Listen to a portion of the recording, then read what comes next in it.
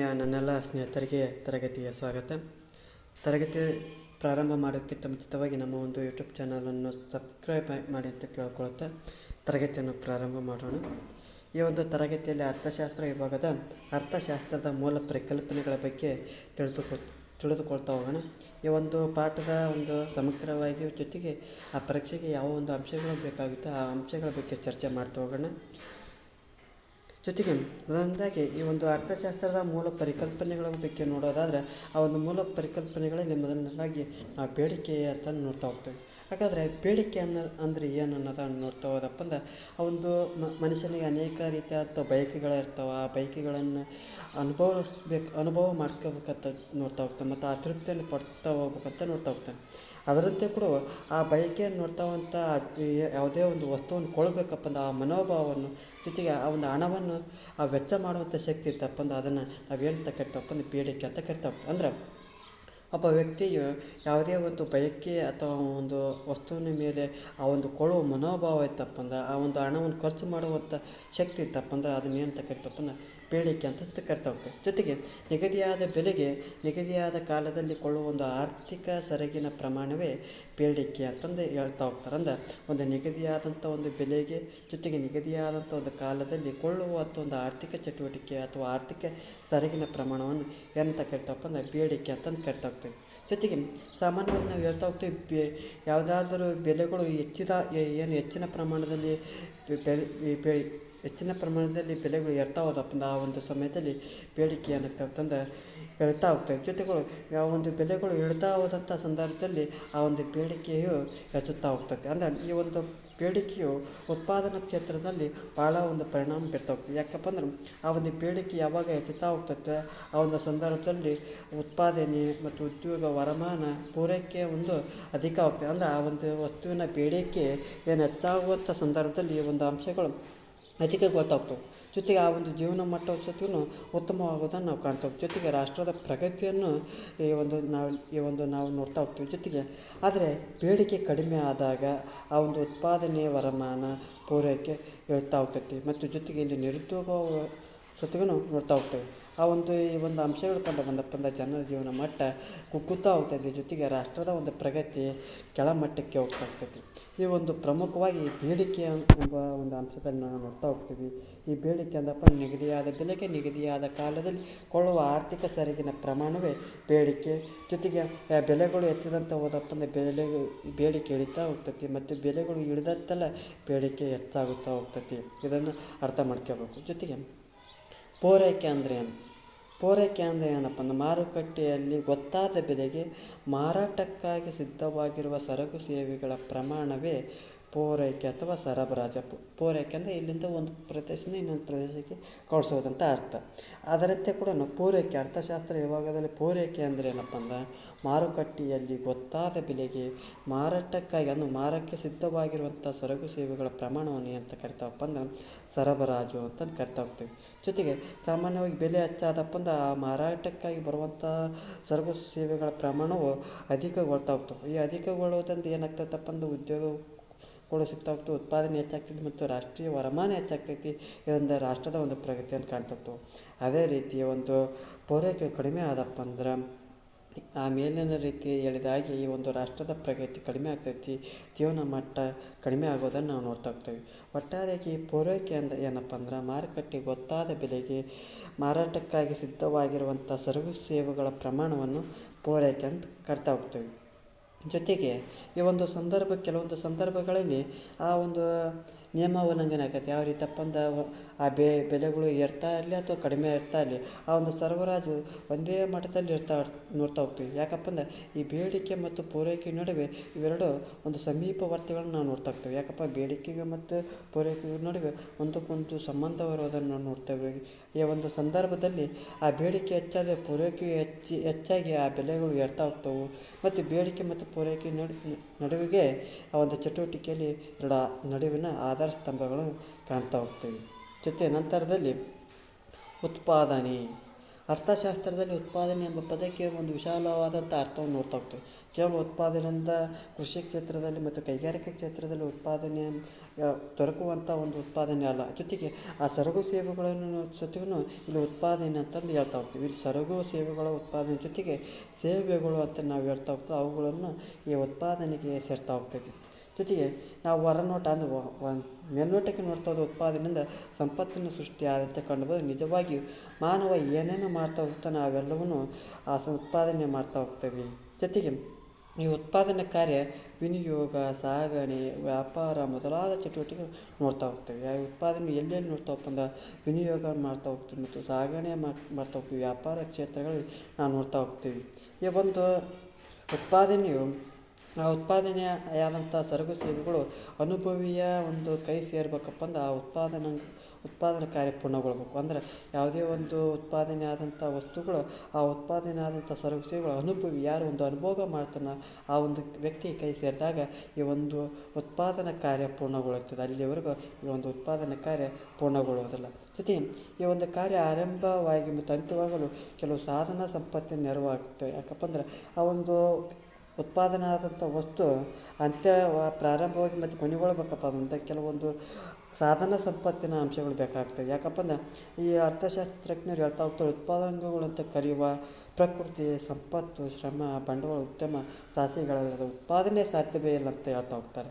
ಜೊತೆಗೆ ಈ 4 ಅಂಗಗಳನ್ನು ನೋಡ್ತಾ ಹೋಗ್ತೇವೆ. ಈ ಒಂದು 4 ಅಂಗಗಳು ನಿರ್ದಿಷ್ಟ ಪ್ರಮಾಣದಲ್ಲಿ ಒಂದುಗೂಡಿಸಿದರೆ ಸಹಕರಿಸಿದರೆ ಈ ಒಂದು ಕಾರ್ಯ ಸಾಧ್ಯ. ಅಂದರೆ ಈ ಉತ್ಪಾದನೆ ಆಗ್ತಾ ಹೋಗ್ತದೆ. ಪ್ರಕೃತಿ, ಸಂಪತ್ತು, ಶ್ರಮ, ಬಂಡವಾಳ ಇವು 4 ಅಂಗಗಳು ಒಂದುಗೂಡಿ ಕಾರ್ಯ ನಿರ್ವಹಣೆ ಮಾಡಿದಪ್ಪ ಅಂದ್ರೆ ಈ ಉತ್ಪಾದನೆ ಕಾರ್ಯ ಆರಂಭವಾಗಿ ಸಂಪೂರ್ಣವಾಗಿರೋದನ್ನು ನಾವು ಕಾಣ್ತಾ ಹೋಗ್ತೀವಿ.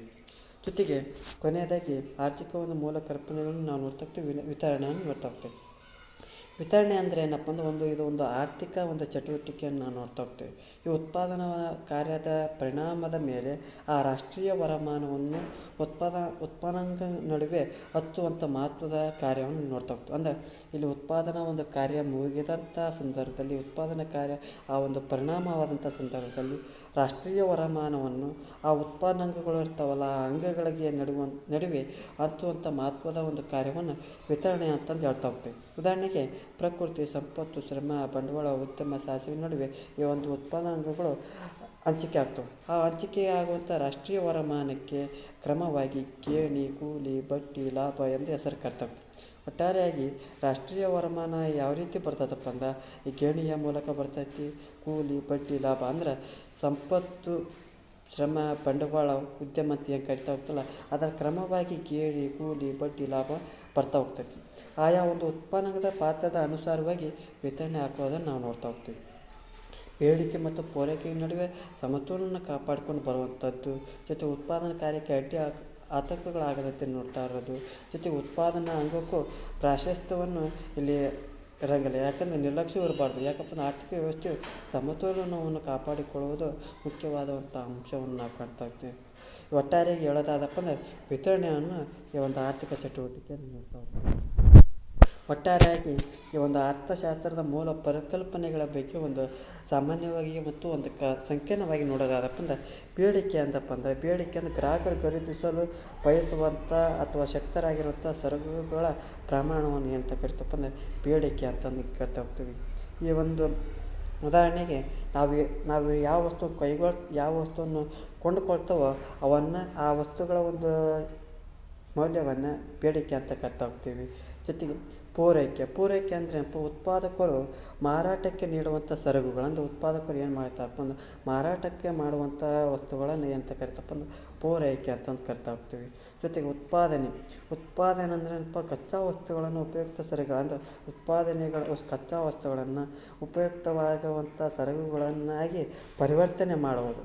ಆ ಪರಿವರ್ತನೆ ಮಾಡೋಕ್ಕೆ ಉತ್ಪನ್ನಾಂಗಗಳು ಯಾವಪ್ಪ ಅಂದ್ರೆ ಭೂಮಿ, ಕಾರ್ಮಿಕ, ಬಂಡವಾಳ ಸಂಘಟನೆಯನ್ನು ನಾವು ನೋಡ್ತಾ ಹೋಗ್ತೀವಿ. ಜೊತೆಗೆ ವಿತರಣೆ ಅಂದರೆ ಉತ್ಪಾದಿತವಾದಂಥ ಸರಕುಗಳನ್ನು ಗ್ರಾಹಕರಿಗೆ ತಲುಪಿಸುವಂಥ ಮತ್ತು ಆದಾಯ ಹಂಚಿಕೆಯನ್ನು ಯಾರು ಮಾಡ್ತಾ ಹೋಗ್ತಾರಪ್ಪ ಅಂದ್ರೆ ವಿತರಣೆ ಮಾಡ್ತಾ ಹೋಗ್ತೈತಿ. ಈ ಒಂದು ಒಟ್ಟಾರೆ ಏನು ತಿಳಿಸ್ತೈತಪ್ಪ ಅಂದ್ರೆ ಅರ್ಥಶಾಸ್ತ್ರದ ಮೂಲ ಪರಿಕಲ್ಪನೆಗಳ ಬಗ್ಗೆ ತಿಳಿಸ್ತಾ ಹೋಗ್ತೈತಿ. ಜೊತೆಗೆ ನಂತರದಲ್ಲಿ ಅನುಭೋಗದ ಬಗ್ಗೆ ನೋಡ್ತಾ ಹೋಗೋಣ. ಅನುಭೋಗ ಅಂತಪ್ಪ ಅಂದ್ರೆ ಸರಕು ಸೇವೆಗಳನ್ನು ಬಯಕೆಯ ತೃಪ್ತಿಗಾಗಿ ಉಪಯೋಗಿಸುವುದೇ ಅನುಭೋಗ. ಅಂದ್ರೆ ಸರಕು ಸೇವೆಗಳನ್ನು ತನ್ನ ಒಂದು ಬಯಕೆಗೆ ತೃಪ್ತಿಗಾಗಿ ಉಪಯೋಗ ಮಾಡ್ತಾ ಹೋಗ್ತಾನಲ್ಲ, ಅವನನ್ನು ಅನುಭೋಗ ಅಂತ ಕೇಳ್ತಾ ಹೋಗ್ತೀವಿ. ಹಾಗಾದರೆ ಅನುಭೋಗ ಅಂತ ಹೇಳ್ತಾ ಹೋಗ್ತಾ ಆ ಅನುಭೋಗಿಸುವಂಥ ಸರಕು ಸೇವೆಗಳು ಒಳ್ಳೆಯವಾಗಿರ್ಬೋದು, ಜೊತೆಗೆ ಅವು ಕೆಟ್ಟವಾಗಿರ್ಬೋದು. ಎಲ್ಲಿಯವರೆಗೂ ಒಂದು ಮಾನವನ ಬಯಕೆಗಳನ್ನು ತೃಪ್ತಿಪಡಿಸಬಲ್ಲನೋ ಅಲ್ಲಿಯವರೆಗೂ ಅವು ಸತತವಾಗಿ ಅನುಭವಿಸ್ತಾ ಇರ್ತವೆ. ಜೊತೆಗೆ ಈ ಒಂದು ಆಧುನಿಕ ಅರ್ಥಶಾಸ್ತ್ರದಲ್ಲಿ ಅನುಭವಕ್ಕೆ ವಿಶೇಷವಾದಂಥ ಸ್ಥಾನವನ್ನು ನೋಡ್ತಾ ಹೋಗ್ತೇವೆ. ಜೊತೆಗೆ ಅನುಭೋಗದಲ್ಲಿ 2 ರೀತಿಯ ವಿಧಗಳನ್ನು ಕಾಣ್ತಾ ಹೋಗ್ತೇವೆ. ಉತ್ಪಾದನೆಗಾಗಿ ಸರಕು ಸೇವೆಗಳನ್ನು ಉಪಯೋಗಿಸುವುದು, ಸಿದ್ಧ ಮಾಡಿದ ಸರಕು ಸೇವೆಗಳನ್ನು ಬಯಕೆಗಳ ತೃಪ್ತಿಗಾಗಿ ಉಪಯೋಗಿಸುವುದು. ಅಂದ್ರೆ ಅನುಭೋಗ ಎಂದರೆ ಬಯಕೆಯ ತೃಪ್ತಿ ಅಂತಂದು ಇಲ್ಲಿ ಹೇಳ್ತಾ ಹೋಗ್ತೀವಿ. ಹಾಗಾದರೆ ಉಪಯುಕ್ತತೆ ನಂತರದ ಒಂದು ಅಂಶ ಏನಪ್ಪ ಅಂದ್ರೆ ಉಪಯುಕ್ತತೆ ಎಂಬುದು ಅರ್ಥಶಾಸ್ತ್ರದಲ್ಲಿ ಅತಿ ಹೆಚ್ಚು ಬಳಕೆಯಲ್ಲಿರುವಂಥ ಒಂದು ಅಂಶ. ಹಾಗಾದರೆ ಉಪಯುಕ್ತತೆ ಅಂದ್ರಪ್ಪ ಅಂದ್ರೆ ಮಾನವನ ಬಯಕೆಯನ್ನು ತೃಪ್ತಿಪಡಿಸುವ ಶಕ್ತಿಯೇ ಉಪಯುಕ್ತತೆ. ಅಂದರೆ ಮಾನವನ ಒಂದು ಬಯಕೆಯನ್ನು ತೃಪ್ತಿಪಡಿಸುವ ಶಕ್ತಿಯಲ್ಲಿ ಕಂಡುಬರ್ತದೆ ಶಕ್ತಿಯನ್ನು ಉಪಯುಕ್ತತೆ ಅಂತ ಕಾಣ್ತಾ ಹೋಗ್ತದೆ. ಜೊತೆಗೆ ಪ್ರತ್ಯಕ್ಷವಾಗಿ ಮತ್ತು ಪರೋಕ್ಷವಾಗಿ ಮಾನವನ ಬಯಕೆಗಳನ್ನು ತೃಪ್ತಿಪಡಿಸುವ ಎಲ್ಲ ಸರಕು ಸೇವೆಗಳನ್ನು ಉಪಯುಕ್ತತೆ ಅಂತ ಹೇಳ್ತಾ ಹೋಗ್ತಾರೆ. ಅಂದರೆ ಪ್ರತ್ಯಕ್ಷವಾಗಿ ಹಾಗೂ ಪರೋಕ್ಷವಾಗಿ ಮಾನವನ ಬಯಕೆಗಳನ್ನು ತೃಪ್ತಿಪಡಿಸುವ ಎಲ್ಲ ಸರಕು ಸೇವೆಗಳ ಉಪಯುಕ್ತತೆಯನ್ನು ಹೇಳ್ತಾ ಹೋಗ್ತಾರೆ. ಇವನ್ನು ಅಳತೆ ಮಾಡೋದು ಅಸಾಧ್ಯವಾಗುತ್ತೆ. ಯಾಕಂದರೆ ವ್ಯಕ್ತಿಗೆ ತಮ್ಮ ಒಂದು ಬಯಕೆಗಳು ಬದಲಾವಣೆ ಆಗ್ತವೆ. ಜೊತೆ ಒಬ್ಬನೇ ವ್ಯಕ್ತಿಗೆ ಒಂದೊಂದು ಸಮಯದಲ್ಲಿ ಒಂದೊಂದು ರೀತಿಯಾದಂಥ ಬದಲಾವಣೆ ಆಗ್ತವೆ. ಮತ್ತು ಅಭಿರುಚಿ ಮತ್ತು ಉಪಯುಕ್ತ ವ್ಯತ್ಯಾಸಗಳನ್ನು ನಾವು ನೋಡ್ತಾ ಹೋಗ್ತೀವಿ. ಜೊತೆಗೆ ಉಪಯುಕ್ತಿ ತೃಪ್ತಿಯಲ್ಲ, ತೃಪ್ತಿಯನ್ನು ನೀಡುವಂಥ ಶಕ್ತಿ. ಉಪಯುಕ್ತತೆ ಅಂದರೆ ಅದು ತೃಪ್ತಿಯಲ್ಲ, ಅದು ತೃಪ್ತಿಯನ್ನು ನೀಡುವಂಥ ಒಂದು ಶಕ್ತಿ ಎಂಬುದನ್ನು ನಾವು ನೋಡ್ತಾ ಹೋಗಬೇಕು. ಆ ತೃಪ್ತಿಯ ಒಂದು ಉಪಯುಕ್ತತೆ ಪರಿಣಾಮ ಎಂದಪ್ಪ ಅಂದ್ರೆ ಉಪಯುಕ್ತತೆ ಇರುವಂಥ ಸರಕು ಸೇವೆಗಳು ನಮಗೆ ತೃಪ್ತಿಯನ್ನು ನೀಡುವಂತಾಗಿರಬೇಕು. ಜೊತೆಗೆ ಇವು ಪ್ರಯೋಜನಕ್ಕೆ ಸಂಬಂಧವನ್ನು ಕಲ್ಪನೆ ಹೊಂದಿರೋದಲ್ಲ. ಜೊತೆಗೆ 2 ಪದಗಳನ್ನು ಒಂದೇ ಅರ್ಥದಲ್ಲಿ ಬಳಸಲಾಗದಿದ್ದರೂ ಕೂಡ ಅದು ಸರಿಯಾದಂಥ ಪದ ಅಲ್ಲ. ಜೊತೆಗೆ ಒಟ್ಟಾರೆಯಾಗಿ ಉಪಯುಕ್ತತೆ ಅಂದರೆ ಏನಪ್ಪ ಅಂದ್ರೆ ಮಾನವನ ಬಯಕೆಯನ್ನು ತೃಪ್ತಿಪಡಿಸುವಂಥ ಶಕ್ತಿಯನ್ನು ಉಪಯುಕ್ತತೆ ಎಂಬುದನ್ನು ನಾವಿಲ್ಲಿ ಅರ್ಥ ಮಾಡಿಕೊಳ್ಳಬೇಕು. ಹಾಗಾದರೆ ಅರ್ಥಶಾಸ್ತ್ರದಲ್ಲಿ ಉಪಯುಕ್ತತೆಯನ್ನು 4 ವಿಭಾಗಗಳಾಗಿ ನಾವು ನೋಡ್ತಾ ಹೋಗ್ತೇವೆ. ಒಂದನೇದು ಮೂಲೋಪಯುಕ್ತತೆ, ಆಕಾರೋಪಯುಕ್ತತೆ, ಸಮಯೋಪಯುಕ್ತತೆ, ಸ್ಥಳ ಉಪಯುಕ್ತತೆ. ಮೊದಲನೇದಾಗಿ ಮೂಲೋಪಯುಕ್ತತೆ ಅಂದರೆ ಮೂಲ ರೂಪದಲ್ಲಿರುವಂಥ ಉಪಯೋಗಿಸಬಹುದಂಥ ಸರಕು ಸೇವೆಗಳನ್ನು ಉಪಯುಕ್ತತೆ ಅಂತ. ಅಂದರೆ ಮೂಲ ರೂಪದಲ್ಲಿರುವಂಥ ವಸ್ತುಗಳನ್ನು ಉಪಯೋಗಿಸುವುದನ್ನು ಮೂಲೋಪಯುಕ್ತತೆ. ಯಾವಪ್ಪ ಮೂಲ ರೂಪದಲ್ಲಿ ನೀರು, ಹಣ್ಣು, ಮೊಟ್ಟೆ ಇವು ಮೂಲ ರೂಪ ಅಂದ್ರೆ ಒಂದು ಕಡೆಯ ರೂಪದ ಅಥವಾ ಮೂಲ ರೂಪದ ಒಂದು ವಸ್ತುಗಳಾಗಿರ್ತವೆ. ಈ ಒಂದು ವಸ್ತುಗಳನ್ನು ಉಪಯೋಗ ಮಾಡ್ಕೊತೇವಲ್ಲ ಅವಕ್ಕೆ ಮೂಲೋಪಯುಕ್ತತೆ ಅಂತಂದು ಕರಿತಾ ಹೋಗ್ತವೆ. ಜೊತೆಗೆ ಆಕಾರೋಪಯುಕ್ತತೆ ಅಂದರೆ ಪ್ರಕೃತಿ ನಮಗೇನು ನೀಡುವಂಥ ಸರಕುಗಳನ್ನು ಆ ಸರಕುಗಳಿಗೆ ಒಂದು ನಿರ್ದಿಷ್ಟವಾದಂಥ ಬಳಕೆಗೆ ಅಗತ್ಯವಾದಂಥ ಒಂದು ವಿವಿಧ ರೀತಿಯ ಆಕಾರ ರೂಪಗಳನ್ನು ನೀಡೋದರ ಮೂಲಕ ಆ ಒಂದು ವಸ್ತುವನ್ನು ಬಳಕೆ ಮಾಡ್ತಾ ಹೋಗ್ತಲ್ಲ, ಅದಕ್ಕೆ ಆಕಾರೋಪಯುಕ್ತತೆ ಅಂತ. ಅಂದರೆ ಪ್ರಕೃತಿ ನಮಗೆ ನೀಡಿರುವಂಥ ಸರಕು ಸೇವೆಗಳನ್ನು ಒಂದು ಆಕಾರವನ್ನು ಕೊಟ್ಟು ಮತ್ತು ಯೋಗ್ಯವಾಗಿ ಮಾಡೋದನ್ನು ಆಕಾರೋಪಯುಕ್ತತೆ ಅಂತ ಕರ್ತಾ ಹೋಗ್ತದೆ. ಉದಾಹರಣೆಗೆ ಒಂದು ಕಲ್ಲು ಇರ್ತದೆ, ಆ ಕಲ್ಲನ್ನು ಶಿಲ್ಪಿ ಕೊಟ್ಟಪ್ಪ ಆ ವಿಗ್ರಹದ ಆಕಾರ ನೋಡ್ತಾ ಹೋಗ್ತೀವಿ. ಮರದ ಒಂದು ಬಡ್ಡಿಯನ್ನು ಕೊಟ್ಟಪ್ಪ ಮರದ ಕೆಲಸದ ಆ ಒಂದು ಮರದಿಂದ ಕುರ್ಚಿ ಮತ್ತು ಮೇಜಿನ ರೂಪವನ್ನು ಈ ಒಂದು ಆಕಾರೋಪಯುಕ್ತತೆ ಅಂದರೆ ಪರಿಸರದ ಒಂದು ಸಂಪನ್ಮೂಲಗಳನ್ನು ಬಳಸಿಕೊಂಡು ಒಂದು ವಿವಿಧ ಆಕಾರಗಳ ಮೂಲಕ ಆಕಾರೋಪಯುಕ್ತತೆಯನ್ನು ನಾವು ಕಾಣ್ತಾ ಹೋಗ್ತೀವಿ. ಜೊತೆಗೆ ಸಮಯೋಪಯುಕ್ತತೆ ಅಂದರೆ ಯಾವುದಾದರೂ ಒಂದು ಸರಕವನ್ನು ಹೇರಳವಾಗಿ ದೊರೆಯುವ ಕಾಲದಲ್ಲಿ ಕೂಡಿಟ್ಟು ಅದು ದೊರೆಯದ ಸಮಯದಲ್ಲಿ ಪೂರೈಸಿದ ಸರಗಿನ ಮೌಲ್ಯ ಹೆಚ್ಚು ಸಮಯ ಉಪಯುಕ್ತತೆಯನ್ನು ಸೃಷ್ಟಿಸುತ್ತದೆ. ಅಂದರೆ ನಾವು ಯಾವುದಾದ್ರೂ ಒಂದು ಸರಗನ್ನು ಅಧಿಕ ಪ್ರಮಾಣದಲ್ಲಿ ಕೂಡಿಟ್ಟು ಆ ಒಂದು ಪ್ರಮಾಣವು ಯಾವ ಒಂದು ಸಂದರ್ಭದಲ್ಲಿ ದೊರಕೋದಿಲ್ಲೋ ಆ ಸಂದರ್ಭದಲ್ಲಿ ಪೂರೈಸಿದರೆ ಆ ಒಂದು ಸರಗಿನ ಮೌಲ್ಯ ಹೆಚ್ಚಿನ ಮೌಲ್ಯವನ್ನು ಪಡ್ತಾ ಹೋಗ್ತದೆ. ಈ ಒಂದು ಸಮಯವನ್ನು ಸಮಯ ಉಪಯುಕ್ತತೆ ಅಂತ ಕರಿತಾ ಹೋಗ್ತೀವಿ. ಯಾಕಪ್ಪ ಅಂದ್ರೆ ಮಾವಿನಕಾಯಿ ಒಂದು ಸೀಸನಲ್ಲಿ ಮಾವಿನಕಾಯಿ ಬಿಡ್ತಾ ಹೋಗ್ತದೆ, ಆ ವರ್ಷ ಪೂರ್ತಿ ಮಾವಿನಕಾಯಿ ಬಿಡೋದಿಲ್ಲ. ಆ ಒಂದು ಮಾವಿನಕಾಯಿ ವರ್ಷ ಪೂರ್ತಿ ಪಡಿಬೇಕಪ್ಪ ಅಂದ್ರೆ ಆ ಮಾವಿನಕಾಯಿಯನ್ನು ಏನು ಮಾಡ್ಕೊಂಡು ಉಪ್ಪಿನಕಾಯಿ ಹಾಕಿದ್ರ ಮೂಲಕ ವರ್ಷ ಪೂರ್ತಿ ನಾವೇನು ಮಾಡ್ಬೋದು, ಮಾವಿನಕಾಯಿಯನ್ನು ಪಡ್ತಾ ಹೋಗ್ಬೋದು. ಇದನ್ನು ಸಮಯೋಪಯುಕ್ತತೆ ಅಂತ ಕರಿತಾ ಹೋಗ್ತಾರೆ. ಜೊತೆಗೆ ಸ್ಥಳೋಪಯುಕ್ತತೆ ಅಂದ್ರೆ ಒಂದೆರಡು ಹೇರಳವಾಗಿ ದೊರಕುವ ಸರಕುಗಳು ನಾವು ದೂರದ ಸ್ಥಳಗಳಿಗೆ ಸಾಗಿಸಿ ಅನುಭೋಗಿಗಳಿಗೆ ದೊರಕುವಂತೆ ಮಾಡುವುದನ್ನು ಸ್ಥಳೋಪಯುಕ್ತತೆ ಅನ್ನುವರು. ಅಂದ್ರೆ ಇಲ್ಲಿ ಏನು ಹೇಳ್ತಾರಪ್ಪ ಅಂದ್ರೆ ಆ ಒಂದು ಸ್ಥಳ ಒಂದೇ, ಈಗ ಉದಾಹರಣೆಗೆ ಒಂದು ಜಮ್ಮು ಕಾಶ್ಮೀರ ಹಿಮಾಚಲ ಪ್ರದೇಶಗಳಲ್ಲಿ ಅತ್ಯಧಿಕವಾದಂಥ ಸೇಬು ಹಣ್ಣುಗಳನ್ನು ಬೆಳೀತಾ ಹೋಗ್ತಾರೆ. ಆ ಒಂದು ಸೇಬು ಹಣ್ಣುಗಳನ್ನು ಇನ್ನುಳಿದ ಪ್ರದೇಶಕ್ಕೆ ಹಂಚುತ್ತಾ ಹೋಗ್ತಾರೆ. ಈ ಒಂದು ಪ್ರದೇಶದ ಹಂಚುತ್ತವಲ್ಲ, ಇದಕ್ಕೆ ಏನಂತಾರಪ್ಪ ಅಂದ್ರೆ ಸ್ಥಳ ಉಪಯುಕ್ತತೆ ಎಂಬುದನ್ನು ನಾವು ನೋಡ್ತಾ ಹೋಗ್ತೇವೆ. ಒಟ್ಟಾರೆಯಾಗಿ ಹೇಳೋದಾದಪ್ಪ ಅಂದ್ರೆ ಆ ಅರ್ಥಶಾಸ್ತ್ರದಲ್ಲಿರುವಂಥ ಉಪಯುಕ್ತತೆ ಬಗ್ಗೆ ನಾವು ನೋಡ್ತಾ ಹೋಗ್ತೇವೆ. ಯಾವ ರೀತಿಯಪ್ಪ ಅಂದ್ರೆ ಮೂಲೋಪಯುಕ್ತ, ನೇರವಾಗಿ ಪ್ರಕೃತಿಯಿಂದ ನೇರವಾಗಿರುವಂಥ ಪ್ರಕೃತಿಯಿಂದ ನೇರವಾಗಿ ಸಿಗುವಂಥ ಪದಾರ್ಥಗಳನ್ನು ಉಪಯೋಗ ಮಾಡಿಕೊಂಡಪ್ಪ ಅದು ಮೂಲೋಪಯುಕ್ತತೆ. ಆಕಾರೋಪಯುಕ್ತತೆ ಅಂದ್ರೆ ಆ ಪ್ರಕೃತಿ ನೀಡುವಂಥ ಸಂಪನ್ಮೂಲಗಳು ಬಳಸಿ ಆ ವಸ್ತುವಿನ ರೂಪ ಆಕಾರವನ್ನು ಬದಲಿಸಿ ಆ ಒಂದು ಉಪಯೋಗ ಮಾಡುವುದನ್ನು ಆಕಾರೋಪಯುಕ್ತತೆ ಅನ್ನುವುದು. ಸಮಯೋಕ್ತ ಒಂದು ಸನ್ನಿವೇಶದಲ್ಲಿ ಹೇರಳವಾಗಿ ಖನಿಜ ಅಥವಾ ಧನ ಸಂಪನ್ಮೂಲಗಳನ್ನು ತುಂಬಿಕೊಂಡು ಲಭ್ಯವಾಗುವಂಥ ಸಮಯದಲ್ಲಿ ಅವುಗಳನ್ನು ಪೂರೈಕೆ ಮಾಡಿದಪ್ಪ ಸಮಯೋಪಯುಕ್ತತೆ ಅಂತ ಹೇಳ್ತಾ ಹೋಗ್ತಾರೆ. ಸ್ಥಳ ಉಪಯುಕ್ತತೆ ಅಂದ್ರೆ ಆ ಒಂದು ಸರಕುಗಳು ಉತ್ಪಾದನಾ ಸ್ಥಳದಿಂದ ಅಗತ್ಯವಿರುವಂಥ ಸ್ಥಳಕ್ಕೆ ತಲುಪಿಸುವುದನ್ನು ಸ್ಥಳ ಉಪಯುಕ್ತತೆ ಅಂತ ಹೇಳ್ತಾ ಹೋಗ್ತಾರೆ. ಮತ್ತು ನಂತರದ ಒಂದು ಕಾನ್ಸೆಪ್ಟ್ ಯಾವುದಪ್ಪ ಅಂದರೆ ಬೆಲೆ ಅಂದರೆ ಏನಪ್ಪ ಅಂದ್ರೆ ಹಣದ ಒಂದು ರೂಪದಲ್ಲಿರುವಂಥ ವ್ಯಕ್ತವಾಗುವ ಮೌಲ್ಯವೇ ಬೆಲೆ ಅಂದರೆ ಏನಪ್ಪ, ಹಣದ ರೂಪದಲ್ಲಿ ವ್ಯಕ್ತವಾಗುವಂಥ ಯಾವುದೇ ಮೌಲ್ಯವನ್ನು ಬೆಲೆ ಅಂತಂದು ಹೇಳ್ತಾ ಹೋಗ್ತೀವಿ.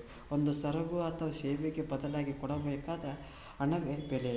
ಅಂದ್ರೆ ಒಂದು ಸರಕು ಅಥವಾ ಸೇವೆಗೆ ನಾವು ಬದಲಾಗಿ ಏನು ಕೊಡ್ತಾವಪ್ಪ ಅಂದ್ರೆ ಆ ಹಣದಲ್ಲಿರುವಂಥ ಒಂದು ಬೆಲೆಯನ್ನು ಕೊಡ್ತಾ ಹೋಗ್ತೀವಿ.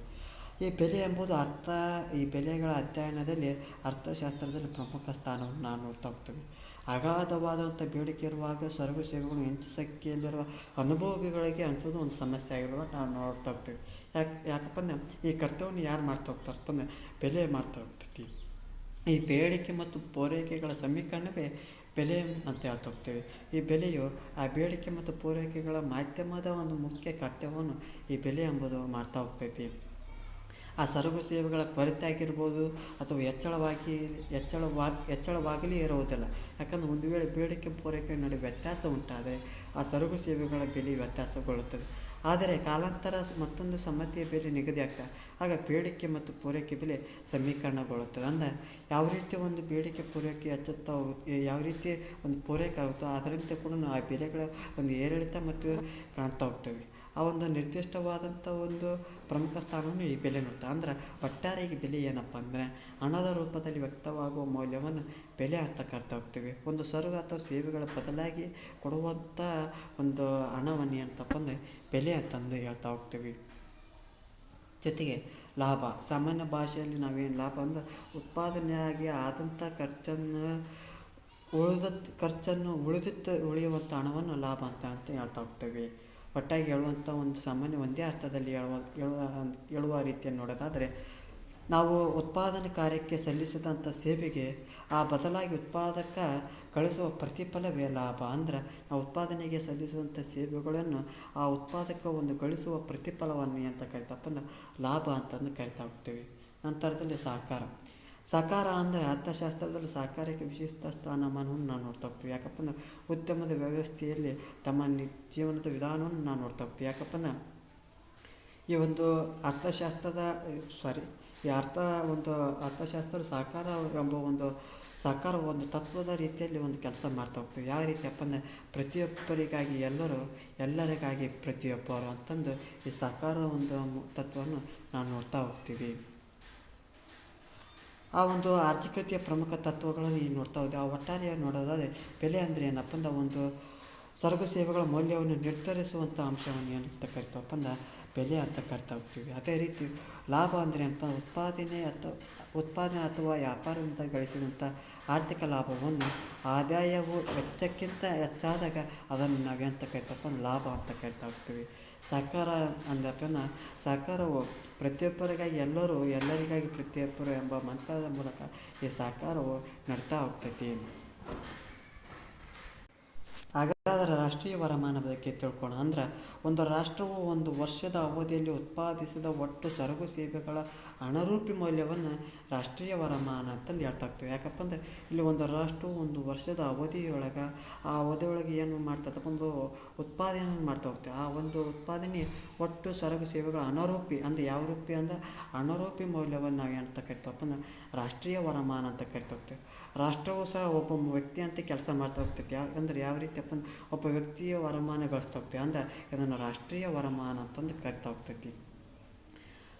ಒಟ್ಟಾರೆ ಹೇಳೋದಾದರೆ ಒಂದು ರಾಷ್ಟ್ರೀಯ ವರಮಾನ ಅಂದ್ರೆ ಒಂದು ರಾಷ್ಟ್ರವು ಒಂದು ವರ್ಷದ ಅವಧಿಯಲ್ಲಿ ಉತ್ಪಾದಿಸಿದ ಒಟ್ಟು ಸರಕು ಸೇವೆಗಳ ಅಣರೂಪಿ ಮೌಲ್ಯವನ್ನು ಏನಂತ ಕರಿತಪ್ಪ ಅಂದ್ರೆ ರಾಷ್ಟ್ರೀಯ ವರಮಾನ ಅಂತಂದು ಕರಿತಾ ಹೋಗ್ತೀವಿ.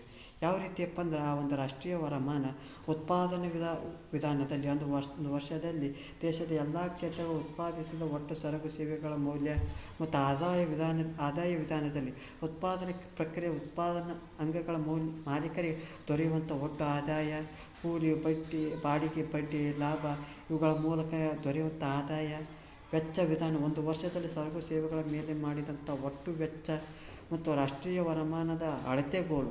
ಯಾವ ರೀತಿ ನಾವು ರಾಷ್ಟ್ರೀಯ ವರಮಾನ ಯಾವ ರೀತಿ ಅಳತೆ ಮಾಡ್ತಾವಪ್ಪ ಅಂದ್ರೆ GNP ಒಟ್ಟು ರಾಷ್ಟ್ರೀಯ ಉತ್ಪಾದನೆ ಮೂಲಕ ಮತ್ತು ಅಷ್ಟು ದೇಶೀಯ ಉತ್ಪನ್ನಗಳ ಮೂಲಕ ಒಟ್ಟು ರಾಷ್ಟ್ರೀಯ ಉತ್ಪನ್ನಗಳ ಮೂಲಕ ನಿವ್ವಳ ರಾಷ್ಟ್ರೀಯ ಉತ್ಪನ್ನಗಳ ಮೂಲಕವನ್ನು ಆ ಒಂದು ರಾಷ್ಟ್ರೀಯ ವರಮಾನವನ್ನು ಲೆಕ್ಕ ಮಾಡ್ತಾ ಹೋಗ್ತೀವಿ, ಅಳತೆ ಮಾಡ್ತಾ ಹೋಗ್ತೀವಿ. GNP, GDP, NNP ಮೂಲಕ ಈ ಒಂದು ರಾಷ್ಟ್ರೀಯ ವರಮಾನವನ್ನು ಅಳತೆ ಮಾಡ್ತಾ ಹೋಗ್ತಾರೆ. ಒಟ್ಟಾರೆಯಾಗಿ ಹೇಳೋದಾದಪ್ಪ ಅಂದ್ರೆ ರಾಷ್ಟ್ರೀಯ ವರಮಾನ ಅಂದರೆ ಒಂದು ರಾಷ್ಟ್ರವು ಒಂದು ವರ್ಷದ ಅವಧಿಯಲ್ಲಿ ಉತ್ಪಾದಿಸಿದ ಸರಕು ಸೇವೆಗಳ ಅಣರೂಪಿ ಮೌಲ್ಯವನ್ನು ರಾಷ್ಟ್ರೀಯ ವರಮಾನ ಅಂತ ಹೇಳ್ತಾ ಹೋಗ್ತಾರೆ. ಜೊತೆಗೆ ಆಯಾ ರಾಷ್ಟ್ರದ ಎಲ್ಲ ಉತ್ಪಾದನಾ ಕ್ಷೇತ್ರಗಳನ್ನು ಬರುವ ವಾರ್ಷಿಕ ವರಮಾನ ಮೊತ್ತವನ್ನು ಜೊತೆಗೆ ಆ ರಾಷ್ಟ್ರೀಯ ವರಮಾನವನ್ನು ಲೆಕ್ಕಾಚಾರ ಮಾಡುವುದು ಕಷ್ಟ. ಜೊತೆಗೆ ಅದರಲ್ಲೂ ಒಂದೊಂದು ರಾಷ್ಟ್ರಗಳಲ್ಲಿ ಯಾವುದೋ ಒಂದು ದೊಡ್ಡ ಸಮಸ್ಯೆಯನ್ನು ನಾವು ಕಾಣ್ತಾ ಹೋಗ್ತೀವಿ. ಜೊತೆಗೆ ತಲವರಮಾನ ಅಂದ್ರೆ ಒಂದು ರಾಷ್ಟ್ರದ ಆದಾಯವನ್ನು ಆ ದೇಶದ ಒಟ್ಟು ಜನಸಂಖ್ಯೆಯಿಂದ ಭಾಗಿಸಿದರೆ ತಲವರಮಾನವು ಲಭಿಸ್ತಾ ಹೋಗ್ತೈತಿ. ಏನಪ್ಪ ಅಂದ್ರೆ ಇಲ್ಲಿ ಒಂದು ರಾಷ್ಟ್ರದ ಆದಾಯವನ್ನು ಆ ದೇಶದ ಒಟ್ಟು ಜನಸಂಖ್ಯೆಯಿಂದ, ಈಗ ಉದಾಹರಣೆಗೆ ಒಂದು ರಾಷ್ಟ್ರದ ಆದಾಯವನ್ನು ಆ ಜನಸಂಖ್ಯೆಯಿಂದ ಭಾಗಿಸಿದಪ್ಪ ಅಂದ್ರೆ ಆ ತಲವರಮಾನ ಸಿಗ್ತಾ ಹೋಗ್ತೈತೆ. ಆ ರಾಷ್ಟ್ರೀಯ ವರಮಾನ ಹೆಚ್ಚಾಗಿತ್ತಪ್ಪ ಅಂದ್ರೆ ಆ ತಲವರಮಾನವು ಹೆಚ್ಚಾಗಿರ್ತದೆ, ಜೀವನ ಮಟ್ಟ ಉತ್ತಮವಾಗಿರ್ತದೆ. ಒಂದು ವೇಳೆ ಒಂದು ರಾಷ್ಟ್ರೀಯ ವರಮಾನ ಕೆಳಮಟ್ಟವಾಗಿತ್ತಪ್ಪ ಅಂದ್ರೆ ಆ ದೇಶದ ವರಮಾನವು ಕಡಿಮೆ ಆಗಿರ್ತದೆ, ಅಲ್ಲಿನ ಜೀವನ ಮಟ್ಟವು ಕಡಿಮೆ ಆಗಿರೋದನ್ನು ನಾವು ನೋಡ್ತಾ ಹೋಗ್ತೀವಿ. ಜೊತೆಗೆ ಈ ಒಂದು ರಾಷ್ಟ್ರೀಯ ವರಮಾನವನ್ನು ಯಾವ ರೀತಿ ನೋಡೋದಾದಪ್ಪ ಅಂದ್ರೆ ಈ ಲೆಕ್ಕಾಚಾರನು ಯಾವ ರೀತಿ ಮಾಡ್ತಪ್ಪ ಅಂದ್ರೆ ಒಂದು ರಾಷ್ಟ್ರೀಯ ವರಮಾನವನ್ನು ಆ ದೇಶದ ಒಟ್ಟು ಜನಸಂಖ್ಯೆಯಿಂದ ಭಾಗಿಸಿದಪ್ಪ ಅಂದ್ರೆ ಆ ಒಂದು ತಲವರಮಾನವನ್ನು ನಾವು ನೋಡ್ತಾ ಹೋಗ್ತೀವಿ.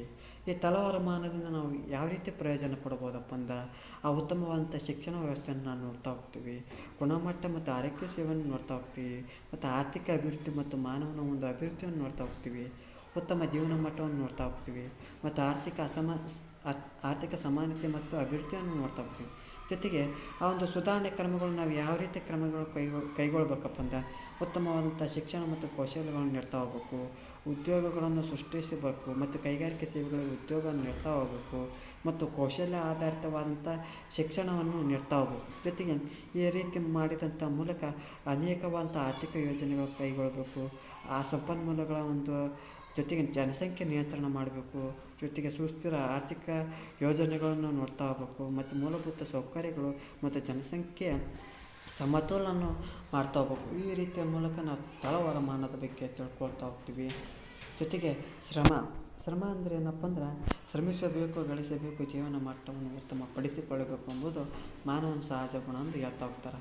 ಹಾಗಾದರೆ ಶ್ರಮ ಮಾನಸಿಕವಾಗಿರ್ಬೋದು ಮತ್ತು ದೈಹಿಕವಾಗಿರ್ಬೋದು.